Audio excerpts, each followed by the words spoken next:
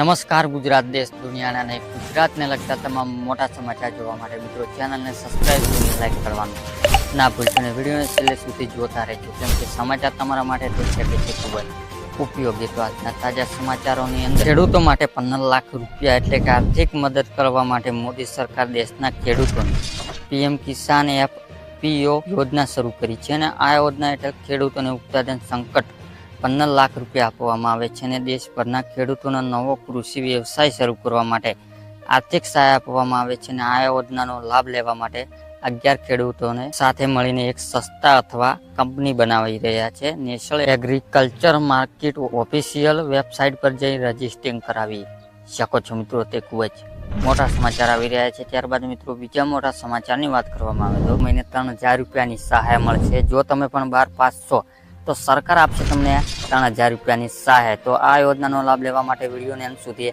જોતા રહેજો અને તમારા મિત્રોને શેર કરવાનું ના ભૂલશો મિત્રો. એટલે કે રોજગાર સંકલ્પ સહાય યોજના અંતર્ગત દરેક વિદ્યાર્થીઓને પુરુષ અને સ્ત્રીને બંને દર મહિને 3000 રૂપિયાની સહાય આપવામાં આવે છે. જ્યારે આ સહાય યોજના લાભ લેવા માટે તમારી વાર્ષિક 4 લાખ રૂપિયા ઓછી હોવી જોઈએ અને તમારા ઘરમાં કોઈ સરકારી નોકરી ન હોવું જોઈએ અને તમારે 12 પાસ હોવું જોઈએ. જ્યારે આ યોજનાનો લાભ લેવા માટે તમારે એક ઓનલાઈન ફોર્મ ભરવાનું રહેશે મિત્રો. તે ખૂબ જ મોટા સમાચાર આવી રહ્યા છે. ત્યારબાદ મિત્રો બીજા મોટા સમાચારની વાત કરવામાં આવે તો ગરીબોને મળશે 10,000ની ભેટ. એટલે કે ગુજરાતના દરેક ખેડૂત માટે મજૂરો અને મધ્યમ વર્ગના પરિવારો માટે ગુજરાત સરકાર આપે રાહતના સમાચાર મિત્રો. હવેથી જનધન યોજના ખેડૂતોને મજૂરો અને મધ્યમ વર્ગના પરિવારો માટે 10,000 બેંકમાં વોટ આપવામાં આવશે અને જ્યારે આ 10,000 રૂપિયાની સહાય મેળવવા માટે જનધન બેંક એકાઉન્ટ હોવું ફરજિયાત જોશે મિત્રો. જ્યારે આ પહેલા આ યોજના હેઠળ 5,000 રૂપિયાની સહાય આપવામાં આવે છે મિત્રો અને તેને વધારીને હવે 10,000 રૂપિયા કરવામાં આવી છે મિત્રો. તે ખૂબ જ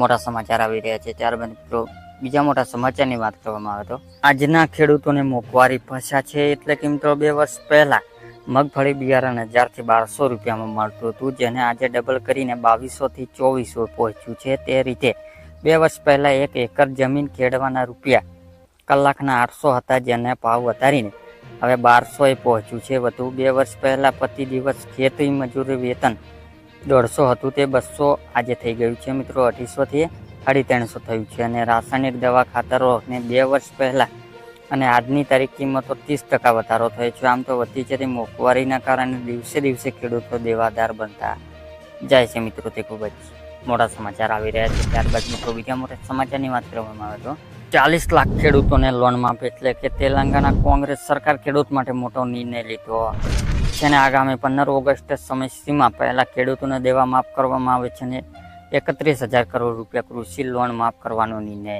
મંત્રીમંડળ દ્વારા મંજૂરી આપી દેવામાં આવી છે મિત્રો. જે બાદ કોંગ્રેસ નેતા રાહુલ ગાંધીએ એક્સ પર પોસ્ટ કરી કહ્યું હતું કે જે છે તે કરી બતાવ્યું છે અને આજે અમારી નિયમિત છે અને 49 લાખ વધુ ખેડૂતોને માફ કરવામાં આવ્યું છે મિત્રો. તે ખૂબ જ મોટા સમાચાર આવી રહ્યા છે. ત્યારબાદ મિત્રો બીજા મોટા સમાચારની વાત કરવામાં આવે તો મોબાઈલ ખરીદવા માટે પૈસા મળશે. એટલે કે જો તમે પણ મોબાઈલ લઈ લીધો હોય અથવા લેવાનો હોય મિત્રો, તો ગુજરાત સરકાર આપશે તમને 6,000 રૂપિયાની સહાય. સ્માર્ટફોન સહાય યોજના અંતર્ગત 6,000 રૂપિયા મોબાઈલ લેવા માટે સહાય આપવામાં આવે છે અને મોબાઈલ લઈ લીધો હોય અથવા તો લેવાનો હોય, બંને કેસમાંથી આ સહાય મળવા પાત્ર થશે. જ્યારે આ યોજનાનો લાભ લેવા માટે તમારે એક ઓનલાઈન ફોર્મ ભરી સબમિટ કરવાનું રહેશે અને થોડાક દિવસ માથે તમે કરેલી અરજી જ્યારે એપ્રુવલ થશે ત્યારે તમારા ખાતામાં 6,000 રૂપિયા જમા કરવામાં આવશે મિત્રો. તે ખૂબ જ મોટા સમાચાર આવી રહ્યા છે.